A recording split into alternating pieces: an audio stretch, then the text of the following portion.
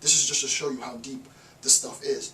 What he's saying, without actually saying it, is that there's an equivocation with respect to the word world. There's an equivocation with respect to the word world. I would imagine, I don't like putting words in authors' mouths, I would imagine if Nietzsche was here, and you were to say, yeah, it's because of the world that pessimism exists. It's because of the world that pessimism unfolds in modern contemporary society. Nietzsche would probably ask you to qualify what you mean by world when you say world. I think he would say, by world, do you mean the world of existence? And if you say, yeah, I do mean the world of existence, he would say, well, I think that's false. Or if he were to ask you, by world, do you mean the world of this modern world, this modern age, this uselessness of our time?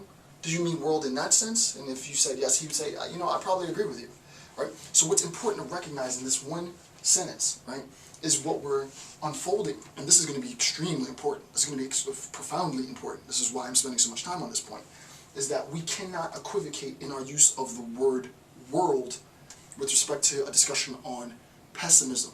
Because if you think that it is existence as such, and you should know already, right? I don't want to jump the gun, but you should already know, because you've been watching 4 or 5 hours of me lecture on Nietzsche already, that when we say sort of existence as such, the world of existence, we don't mean the world of existence as posited in some sort of transcendental, sense, right? It's not this sort of diansik, right? This noumenal conception. We're talking about the world as this, right? Stuff around me right now, right? This phenomenological, which is the only thing that exists, this existential, this experiential existence world. To say that that is the source of pessimism is false, right? That is not the source of pessimism. What is the source of pessimism? The uselessness that arises from a defeated sense of self. I'll say that again. The uselessness that arises from a defeated sense of self. A sense of self that serves as a consequence because I've posited the highest moral imperatives and I've seen the highest values devalue themselves. And insofar as it collapses in on itself, I turn away from the world. I reject the world. I recant my connection to the world. That is, in a sense, artificial. Right? That is a consequence. It's a toxic consequence of ceaselessly seeing my highest values collapse. That is the source of pessimism. But the world as such, the world of experience, the world of my embodiment, that is not a source of pessimism. That is the real world in this matrix sense, right? This is the real world, right? This is the dream world, right? This is the real world. This is the dream world. And we need to wake up from the dream world into the real world, right? This is the real world. And the real world, just like the movie The Matrix, there aren't, you know, it's not beautiful. In The Matrix, the real world was crappy. It was crap. The dream world was amazing though, right? There's that amazing scene where Cypher goes back to Agent Smith and he goes, listen, I want to be, plug me in, I want to be a politician. You know, I know this steak isn't real, but it sure tastes real, right?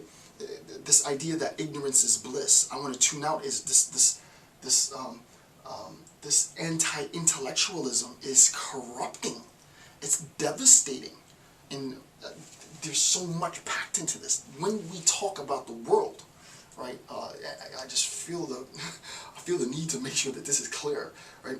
When we talk about the world, we have to recognize the world, the dream world, as being a consequence of just defeat and discouragement. He uses the technical term discouragement. I'm just discouraged because my highest values have been devalued. You know, what can I do? I mean, you know, absolute truth is crap. Altruism is crap. You know, everything that I've ever posited as the highest moral values collapse on itself, and I don't care anymore, right? That's the dream world. The real world is bitter, though, right? The real world is, egoism prevails. Might makes right. You know, the strongest do survive, in a sense. You know, you gotta fight for what you want. You know, it's nail and tooth. it's blood red. But that's the real world. And you are better served as a human being if you recognize the truth of our existence, right? And in a sense, that recognition, as we see, and also we'll see later, despite all the many, many horrors, it's a better state of affairs because you're recognizing the reality, right? The Matrix is a great world, it's full of candy and happiness, but you are being controlled. When you get into the real world, it's crap. There's a scene where they're eating this slop, and he's like, you know, well, you know, he's eating that crap, it sucks, but at least I know now, right? I know. So for those of you who are knowledge junkies, now if you don't want knowledge as a consequence of your education, then stay in a dream world. But I'd rather be in a world full of vices and pain and collapsed values, and to have the knowledge of what really is, my embodiment, to appreciate who I am as a being and my capabilities, than to be, you know, stuck in an immobilized and transfixed state of awe for all of my life. So, powerful, powerful, powerful, epically powerful stuff. I wanted to make sure that this is very clear. Note 34, very important note. With that, I want to thank you for taking the time to watch my videos. I will continue the discussion in section, I think, 5, the next section of the series. I'm Dr. Jason J. Campbell. Have a good day.